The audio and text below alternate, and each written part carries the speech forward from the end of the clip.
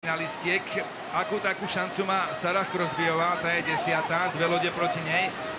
O niečo väčšiu šancu, ale tiež nie úplne ideálnu má Karolina Abrahamová, pretože Blumová a Mrázková proti nej, ale Blumová ide pomaly, tam má 6-sekundovú stratu a to už sme na úrovni Karoliny Abrahamovej.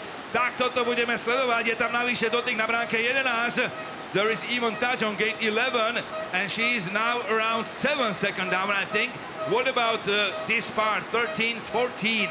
And she is wasting another time. Tak teraz ďalší kľúčový čas. Nemecká reprezentantka stratila a bohužiaľ pre ňu, ale samozrejme pre Karolínku Abrahamovú toto sú dobré správy, hoci sa nesprávam teraz úplne športovo, ale Nemku budeme tlačiť samozrejme ďalej, ale tá strata bude výrazná. Ďalší problém na 15. Už to vyzerá jasne.